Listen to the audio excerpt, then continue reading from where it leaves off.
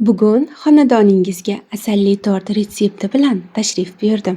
Kam bo'lsa-da, tajribamga asoslangan holda barcha sir asrorlari bilan sizlarga ko'rsatib bermoqchiman. Eng oldin krem tayyorlaymiz. Krem uchun tagi qalinroq idishimizni tanlab olamiz. Past haroratda ishimizni boshlaymiz. Qozonga 1,5 litr sovuq sut solamiz. Oliy navli unimizni elakchadan o'tkazib, kam-kamdan qo'shib aralashtiramiz. Bu qumoq-qumoq bo'lib qolmasligi uchun kerak. 1,5 litr sutga 3 piyola to'la un ishlatamiz. Tarozingiz bo'lsa o'lchab olsangiz yanada yaxshi. Har bir piyola unimiz 200 grammdan chiqishi kerak. Shunda 600 gramm un ishlatamiz. Un solish jarayonida tez-tez harakat qilamiz. Past haroratda pishirayotgan bo'lishimizga qaramasdan krem tagiga tez oladi. Un solib bo'lganimizdan keyin doimiy oldidan ketmasdan aralashtirib turamiz. Sut qizishi bilan xuddi krem tagiga olayotgandek tuyuladi sizga. Shu vaqtda unimiz quyuqlashayotgan bo'ladi. Tez-tez aralashtirib turmasak, qumoq-qumoq hosil bo'lishi mumkin. Agar shunda ham qumoqlar hosil bo'lsa, tashvishlanmang. Quyuqlashib bo'lgandan keyin issiq holida mikser qilsangiz, qumoqlari tarqaladi. Kremimiz mana shunday quyuq holatga keladi. Lopatkadan ag'darganingizda ham tushib ketmasa, tayyor bo'lgan bo'ladi. Yopishish prosesidan o'tib olganingizdan keyin gazni biroz ko'tarsangiz, krem juda ham tez quyuqlasha boshlaydi. Quyuqlashmagan bo'lsa, demak bilingki, siz unni kam solgansiz. Quyuq bo'lgan massamizga 1,5 piyola, bu 300 gramm bo'ladi. 300 gramm shakarni solamiz. To shakarlari erib, massaga qo'shilib ketguncha aralashtirib turamiz. Aralashtirish jarayonida biroz kremimiz suyuqlashganini his qilasiz, lekin bu o'tib ketadi, yana quyuqlasha boshlaydi. Kremimiz mana shu ko'rinishda tayyor holga keladi. Uni ko'pirtirishimiz oson bo'lgan qulayroq idishga solamiz. Ustilari qotib qolmasligi uchun videoda ko'rsatilgani kabi strichlaymiz yoki paket bilan yopib olamiz. Xonada biroz sovutamiz, sovigach muzdekkina bo'lishi uchun xolodilnikka yuboramiz. Endi tortimizni korjlarini tayyorlasak bo'ladi. Mendagi tuxumlarning katta-kichikligi har xil bo'lganligi uchun grammlarda o'lchab oldim. Siz o'rtacha kattalikdagi 10 ta tuxumdan foydalansangiz bo'ladi. Yaxshilab ko'pirtirib bo'lganimizdan keyin 300 gramm shakarni kam-kamdan solib ko'pirtirishda davom etamiz. 300 gramm shakarimiz 1,5 piyolaga teng bo'ladi. Ko'pirtirib bo'lgach, uni chetga olib turamiz va ishimizni asalni kuydirib olish bilan davom ettiramiz. Mana shunday asal ta'mli qiyomdan foydalandim. Toza asal bo'lishi shart emas. To'lagina 1 choy qoshig'ida iste'mol sodasini 250 gramm asalga aralashtiramiz. Asalni kuydirish ham pastroq haroratda bajariladi. Oldin oppoq bo'lib ko'pirib chiqa boshlaydi, birozdan so'ng ranglari qizaradi. Bu tayyor bo'ldi degani emas. Dimog'ingizga kuygan hid urmaguncha aralashtirishda davom eting. Kuygan hidni sezdingizmi? Darhol 250 gramm margarinni soling. Kuygan hidni sezguningizcha aralashtirishda davom etmasangiz, tortning rangi ochroq bo'lib qoladi. Agar kuygan hidni sezganingizdan keyin ham aralashtirishda davom etaversangiz, tortingiz achchiq bo'lib qolishi mumkin. Margarinimiz to'liq erib bo'lgach, uni issiq holida sovutmaymiz. Tuxumli massamiz ustiga kam-kamdan qo'shib mikser qilamiz. Kam-kamdan qo'shmasak, tuxumlarimiz pishib qolishi, kuydirgan asalimizni sovutib qo'ysak, u xuddi xo'rozqandga o'xshab qotib qolib, tuxumli massamizga to'liq aralashib ketmasligi mumkin. Idishimizni tagini solayotganimizda ham faqat suyuq joyini qo'shing, atroflarini qo'shmang, chunki u allaqachon xo'rozqandga o'xshab qotib ulgurdi. Yana bir marta yaxshilab mikser qilib olamiz. Tayyor massamizga elakchadan o'tkazib, oz-ozdan un solamiz.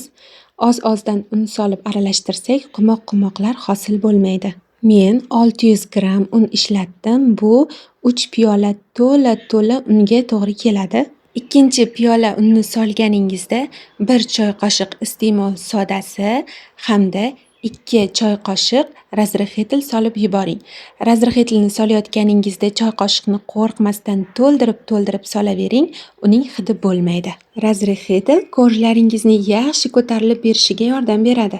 3 piyola unni solayotganingizda ehtiyot bo'ling, kam-kamdan solib aralashtiring va quyuqligiga ahamiyatli bo'ling, chunki sizdagi tuxumlar kattaroq yoki kichkinaroq bo'lishi mumkin. Massamiz mana shunday quyuqlikka kelganda un solishni to'xtatamiz. Ana endi bir xil kattalikdagi 4 ta idishimizni hidsiz o'simlik yog'ida nomiga yog'lab olamiz. Korjlarimizning barchasi bir xil chiqishi uchun tayyor massani idishlarimizga imkon qadar teng taqsimlab olishga harakat qilamiz. Bu vaqtda duxovkamizni 190-200 gradus orasiga sozlab qizdirib qo'yamiz. Birinchi idishdagi massamizni pishiriq qog'ozi to'shalgan duxovka patnisi ustiga bir xil qilib yoyib olamiz. Idishdan massani ag'darayotganda lopatkadan foydalansangiz, lopatka yaxshi tozalab oladi va massamiz ko'p uvol bo'lmaydi. Uni yoyayotganimizda ham bir xil qilib yoysak, pishganda korjimizning bir tarafi baland, bir tarafi past bo'lib qolmaydi. Korjlarimiz 190-200 gradus oralig'ida 5-6 daqiqada pishib chiqadi. Birinchi korjimiz tayyor. Barmog'imizni bosib tekshiramiz. Barmog'imiz iz qoldirsa pishmagan, iz qoldirmasa pishgan hisoblanadi. Ikkinchi korjimizni pishirishga qo'yamiz. U pishib chiqquniga qadar pishiriq qog'ozini tozalab olsak bo'ladi. Bu qog'ozlar ko'p martalik hisoblanadi, uni qayta-qayta ishlatishimiz mumkin. Uni tozalash ham juda oson. Oshxona pichog'ingiz bilan qirib olaverasiz. Bu ushoqlar bilan xohlasangiz tort ustini bezang, xohlasangiz ta'mini tatib ko'ring. Shu tariqa 2, 3 va 4 korjni pishirib olamiz. Ularni sovitishga qo'yamiz. Orada namlantirish uchun suv va krem tayyorlaymiz. Bir bakal qaynab sovigan suvga 2 osh qoshiq asal solsak yetadi. Asalli tortni juda ham ko'p namlantirish shart emas, shuning uchun mana shunday idishlar juda qulay.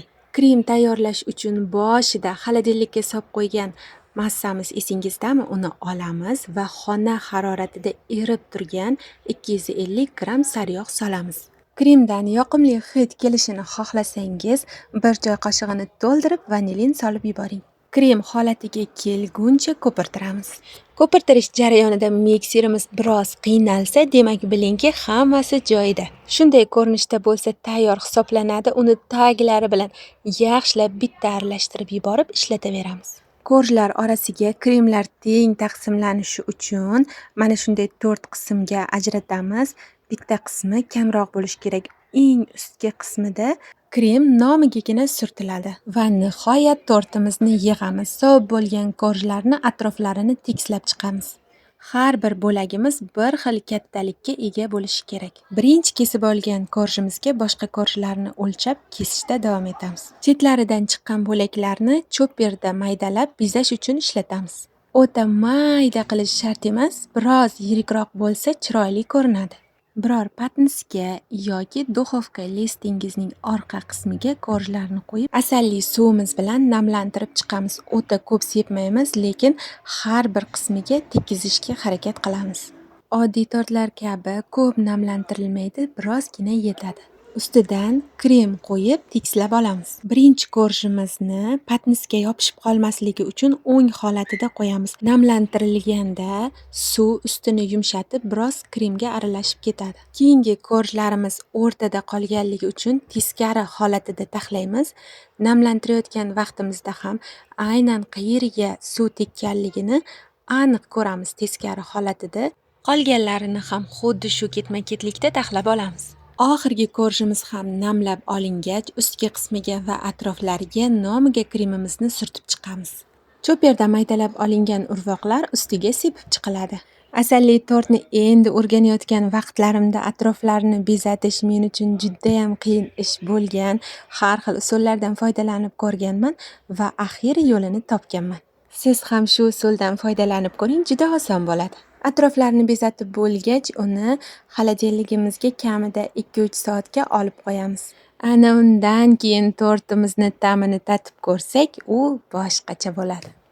Xolodilligimizda qancha ko'p tursa, kremlari korjlariga singib shuncha yaxshi bo'ladi. Bu mahsulotlardan 4 kilo atrofidagi kattagina tort chiqadi. Pishirishdan oldin buni albatta inobatga oling. Gapim so'ngida aytmoqchi bo'lganim, qadrligim, umr g'animat, sog'liq bebaho. O'zingizni ehtiyot qiling.